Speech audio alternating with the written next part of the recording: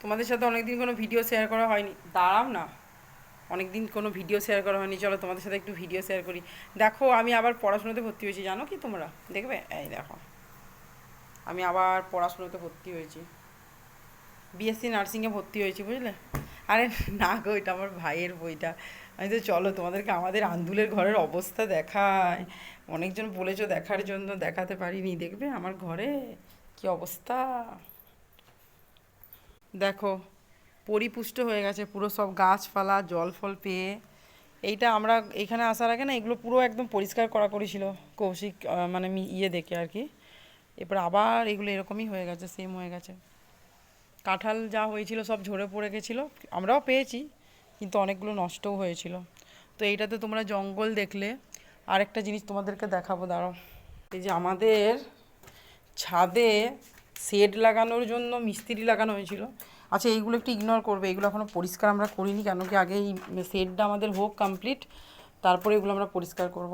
দেখো মানে শেড লাগানোর জন্য মিস্ত্রি লাগানো হয়েছিল, অর্ধেকের বেশি পেমেন্ট করা হয়ে গেছে, তারপর ওনাদের এই কাজ হাফ কাজ করে চলে গেছে। কবে আসবে কবে লাগাবে কে জানে, বুঝতেও পারছি না। এই দেখো আমাদের শেডের অবস্থা,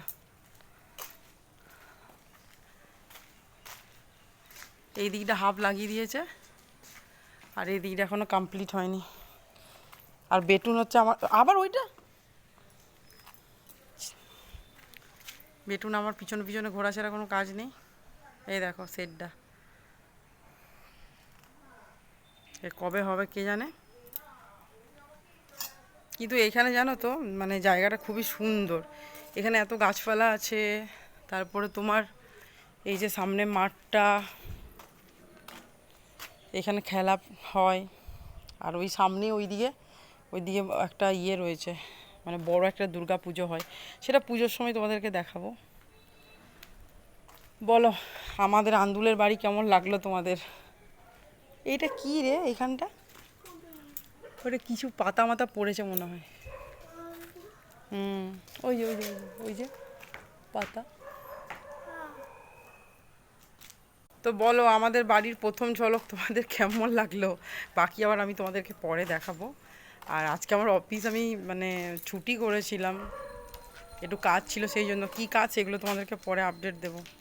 দেখি যদি ভালো কিছু হয় অবশ্যই তোমরা জানতে পারবে। তো চলো রাখছি, টাটা। মাছটা টাটা করবি?